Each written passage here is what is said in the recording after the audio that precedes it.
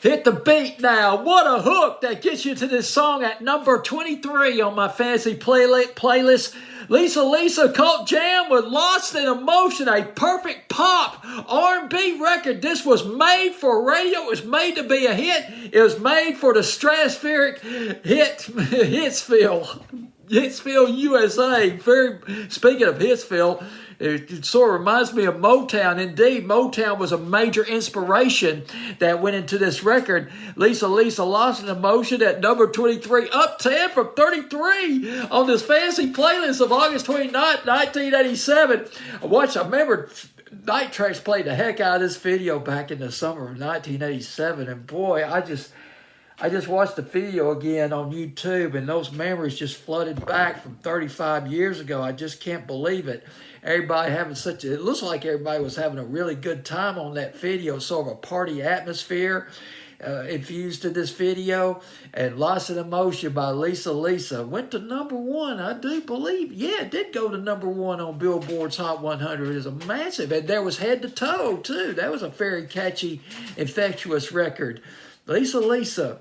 Now, Full Force, the production team of Full Force. We got to talk about Full Force because they produced this record. Full Force, there was a production team, songwriting production team, and they worked with, before Lisa, you might remember that song Roxanne by UTFO back in 1984.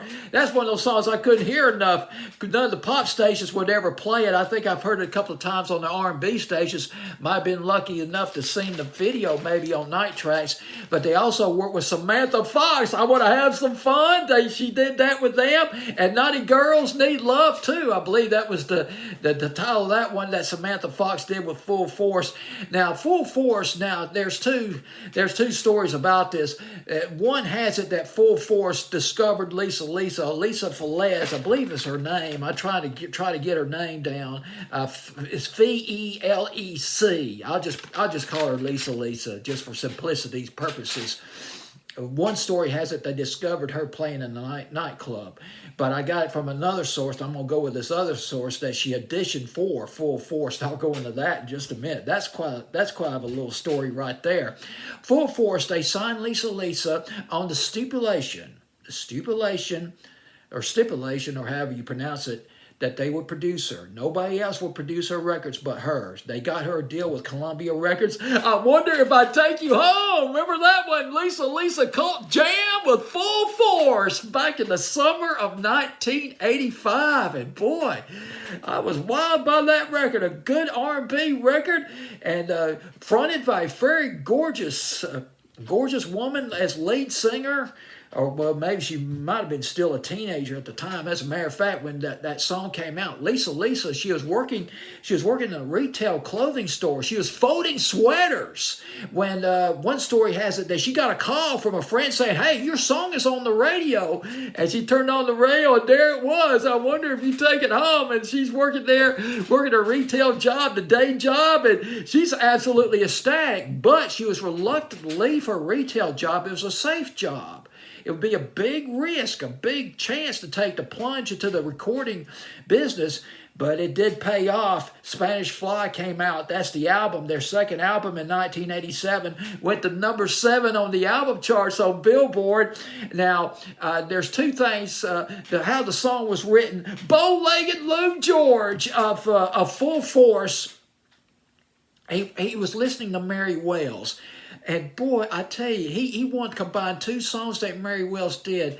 I cannot emphasize this enough. One thing, I got to go back a little bit, just real quick. Mary Wells, she's best known for that song My Guy, but she had hits in the early 60s. And My Guy was in 64, but in the early 60s, Mary Wells was one of the prime flagship artists of the Motown label. This was before the Supremes and the Four Tops got big, and she had a number of hit records, including You Beat Me to the Punch and Two Lovers written by Smokey Robinson. Well, Bow-legged Lou George, he wanted to combine those two two songs together and mold it into Lost in Emotion. Now, one thing that Bow-Legged Lou George liked about Motown, they used real instruments like the tambourine. They had some bells, and they had a xylophone. The Full Force did among their musical instrument repertoires, and he but still, he wanted to use the xylophone on the song. But the 80s high-tech mindset sort of kicked in at one point. He took Full Force. They took, from what I understand, and I love this technical stuff, at least on the light side.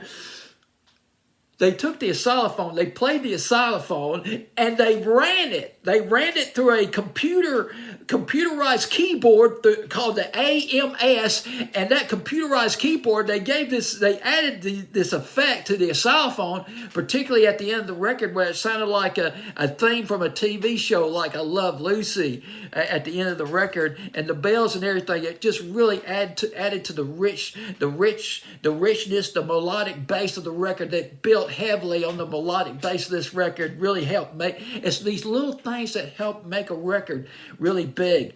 Now, the lyrics, a lot of the lyrics, or maybe most of it, was written by Brother B. Fine, Brian B. Fine George. Lisa reminded him a little bit of Diana Ross and Martha Reeves and the Vandellas. So we got that Motown infusion once again into this record, and he wrote the song. He basically wrote this whole song, including the lyrics, the melody, even the sax parts, all in his head. It was all in his head when they went to recording studio and recorded the song. So you got yourself a #1 hit, the stuff that hits are made of. How about that? Lisa, when Lisa auditioned for Full Force, it was a near train wreck. Lisa and a friend of hers, a songwriter named Mike Hughes, they walked a mile from the subway to Lou George's home to audition for Full Force. She got to the house. Now, she was nervous, understandably nervous, and one of the members of Full Force, I forgot his name, Paul Anthony, I believe was his name, he set her at ease. He said that she was pretty. And that calmed her down a little bit, that this would be a friendly environment, that these were nice guys. They're not going to kill her. They're not going to, ravage her verbally or anything like that. But, well, she sat down, she sang these songs that her friend, or it might have been a relative, I don't know, but her friend Mike Hughes had written. She sang these songs that he wrote. But she was not all that familiar with them, and she sang off-key. She sang so off-key that bow-legged Lou George, he didn't know whether to laugh or cry. Actually, he did a little bit of both. It was turned into a disaster. It was going really bad for Lisa. But before she left, Full Force, they asked her, can you do a song that we all know? Just do a song that everybody knows. And she sat down back on the stool and she sang that James Bond flick song, For Your Eyes Only. And it's just the way she sang it that nailed it. She had this, her voice contained a little girl innocence that Full Force was looking for. And come to think of it, I could see the comparison with Diana Ross, because Diana Ross had sort of an innocuous, sort of a coy voice, singing voice. And, well, they signed her up. They got her a deal with Columbia Records.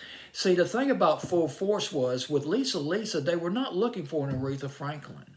They were not looking for Patti LaBelle or Gladys Knight. They were looking for somebody that, say, a little girl could imitate or be influenced by. Somebody that would be an inspiration for somebody who's very, very young. So there you have it, my friend. Lisa Cult Jam, Lost in Emotion, at number 23 on this fancy playlist, August 29th, 1987.